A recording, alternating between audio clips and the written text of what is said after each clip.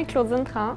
Je suis la directrice principale Innovation, Incubation et Transformation pour l'unité de l'apprentissage tout au long de la vie et je suis également la responsable du bureau de valorisation du français.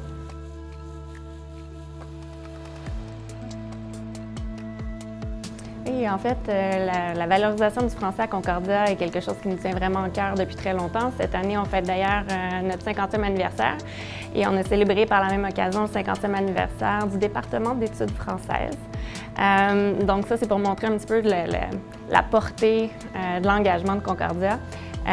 Et donc, on a créé le bureau de valorisation l'année dernière après multiples réflexions basées sur un désir de collaboration pour s'engager puis s'ancrer encore plus dans la communauté et essayer d'aligner l'ensemble des objectifs puis des stratégies. Au niveau des délais ou d'implantation ou des échéanciers qu'on a devant nous, on vient de passer à travers un important jalon, c'est-à-dire qu'on vient de passer les premiers 8 mois de Réussir en français et on est très heureux de l'implication des parties prenantes, c'est-à-dire qu'on a été capable de mobiliser des partenaires clés qui nous ont supportés parce qu'effectivement, il y a eu entre-temps des annonces gouvernementales au niveau de la francisation qui se sont ajoutées à nos initiatives et objectifs déjà en place. Parlant de dates, il y a des dates importantes qui s'en viennent au niveau de l'automne 2025. Donc notre objectif, effectivement, c'était pour la première année de développer notre stratégie.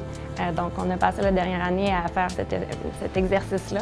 Et donc dans les prochains mois et dans les prochaines années, notre objectif, c'est de continuer à consolider l'ensemble des services et des initiatives à Concordia pour être le carrefour où les étudiants, l'ensemble des membres du corps professoral et de la communauté vont pouvoir venir trouver l'information qu'ils recherchent. Donc être le véritable carrefour de l'information pour notre clientèle en fait.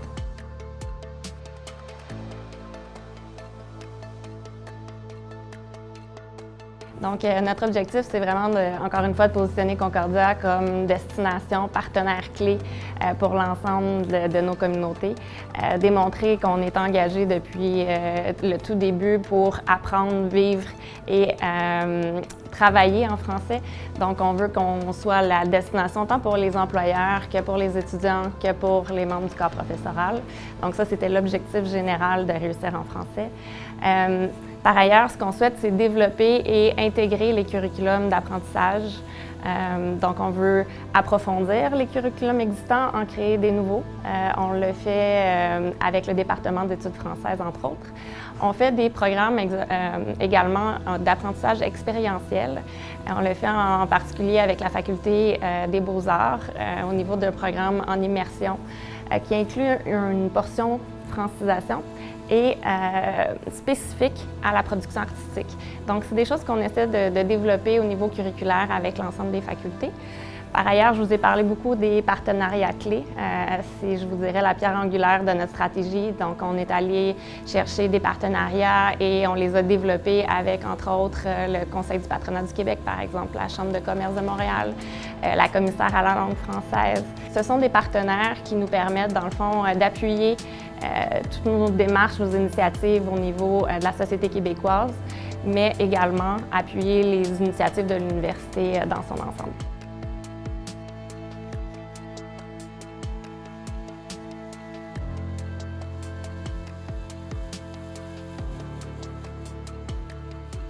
On est en train de mettre tous les efforts pour collaborer avec les personnes clés engagées dans cette discussion. Donc, on a des discussions quotidiennes avec les représentants du ministère, avec les autres universités québécoises et tous sont tournés pour trouver des solutions positives pour maximiser les opportunités de francisation au niveau des étudiants. Les mesures seront certainement rendues disponibles au courant des prochains mois, mais tout le monde y travaille assidûment. Je dirais rassembler, pérenniser, collaborer et demeurer très ouvert à l'innovation. On part avec l'idée que tout est possible. Ensuite, on essaie de voir comment l'opérationnaliser. Donc, notre ligne directrice, je vous dirais que c'est collaborer et rassembler.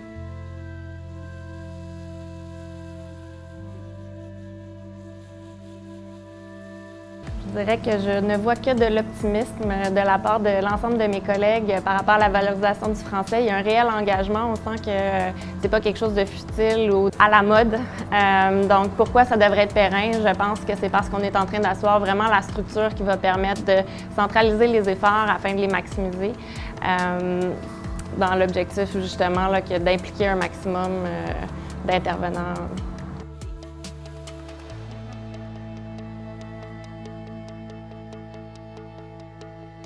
Je vous dirais qu'on collabore beaucoup avec le nouveau Centre des étudiants francophones pour essayer de maximiser les ressources et les outils qui sont disponibles aux étudiants, qu'ils aient accès à un lieu où ils peuvent aller trouver de l'information en français au sein de la communauté à Concordia.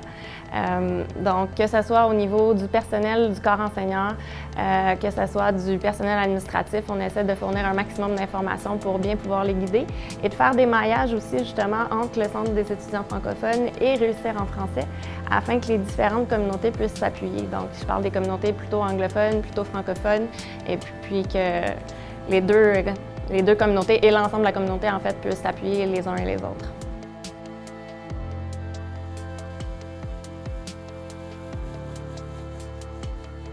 Au niveau du corps professoral, les initiatives qui sont mises de l'avant, c'est vraiment des initiatives pour appuyer leur francisation. Donc, actuellement, ils ont accès à un nouveau programme qu'on a relancé cet automne qui s'appelle French Conversation Program. Donc, ils ont accès à des exemptions leur permettant de suivre ces formations pour appuyer leur apprentissage.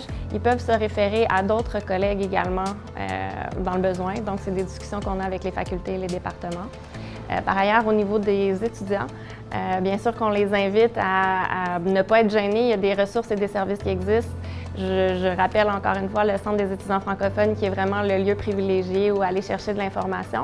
Et mes collègues du Centre des étudiants francophones ont l'information pour joindre Réussir en français. Donc, que vous veniez chez nous ou chez eux, vous pourrez trouver l'ensemble des informations.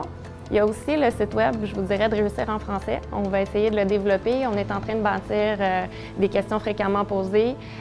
Donc, c'est sûr que ça, c'est pour un accès direct à l'information, mais on préfère et on privilégie les accès en personne. Donc, si vous voulez, je m'adresse aux étudiants, si vous cherchez à trouver, dans le fond, réponse à vos questions, on vous invite à venir nous voir. Et notre souhait, c'est de mener au courant de la prochaine année des groupes de discussion, des sondages pour mieux comprendre les besoins des communautés étudiantes, pour développer les services qui seront les mieux adaptés à leurs besoins.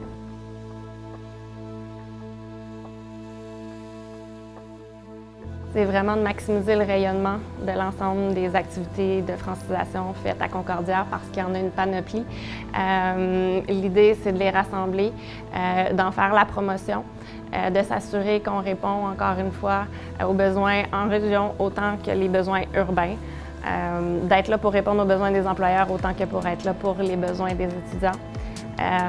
Et de s'assurer de l'intégration curriculaire, encore une fois. Donc, je pense que ça rejoint la question précédente au niveau de la pérennisation. Pourquoi on pense que ça va tenir? C'est qu'en intégrant le français comme réflexion dès la création des programmes ou de la mise à jour des programmes,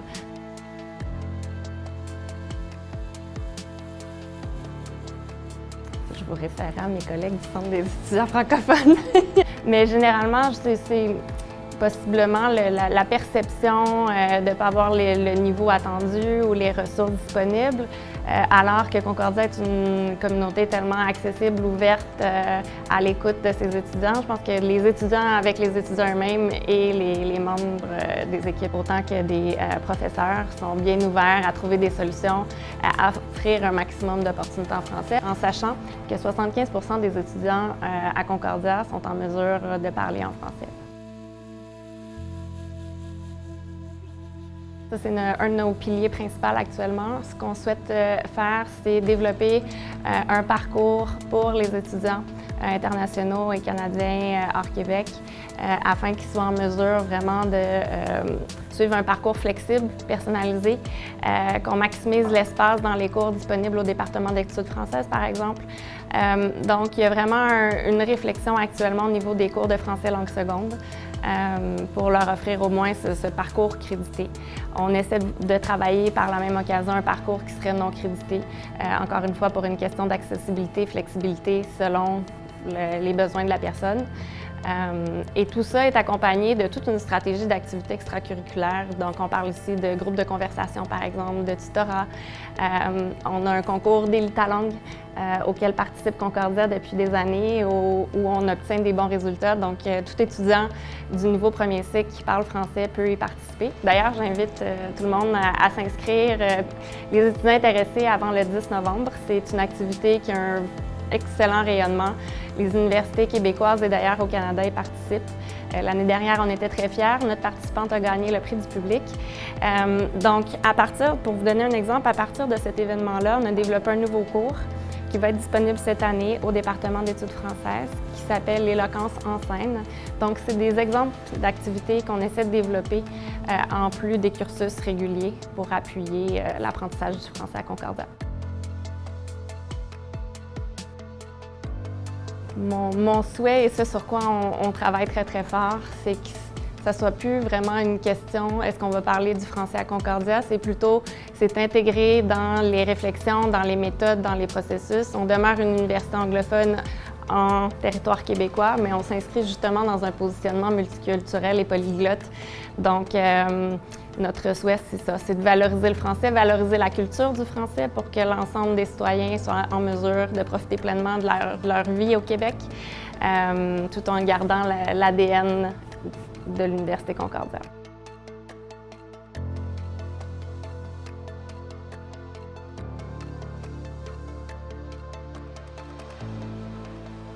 Notre souhait, effectivement, c'est d'aller leur démontrer ce qu'on peut faire pour eux, puis d'aller à leur écoute, en fait, d'aller à leur rencontre pour savoir qu'est-ce qui ferait en sorte que de venir vivre l'expérience à Montréal, ça pourrait être encore plus enrichissant et de le vivre dans plusieurs langues. Nous, ce qu'on se dit, c'est que c'est une valeur ajoutée de devenir un citoyen du monde puis d'avoir plusieurs langues dans son sac à dos. Donc, c'est ça sur quoi on travaille. Mais je vous parlais d'autres activités puis de partenariats tout à l'heure. Un autre exemple que je pourrais vous donner, c'est travailler avec des partenaires en région pour favoriser l'employabilité, par exemple. Donc, c'est un exemple qui peut être intéressant pour un étudiant qui veut venir vivre ici, qui veut aller s'installer dans une région au Québec. Donc, il va pouvoir le faire en apprenant le français, en vivant son expérience de Concordia et en travaillant de pair avec des gens des régions. Donc, c'est un autre exemple. Donc, cette année, Concordia collabore avec l'École des technologies supérieures pour organiser le 92e congrès de la FAS en 2025. Par notre collaboration, on souhaite, dans le fond, confirmer notre attachement à la société québécoise et à la francophonie dans son ensemble. C'est un grand événement sur la vulgarisation de la recherche, entre autres. C'est un congrès qui se passe 100% en français, donc on invite tout le monde à se joindre aux événements pour aller voir le calendrier pour l'ensemble des activités. Oui, bien en fait, j'aimerais vous inviter à aller consulter régulièrement notre site web parce qu'on aura plusieurs annonces à faire à partir du mois de février. On va avoir travaillé à ce moment-là sur la planification stratégique, sur les événements.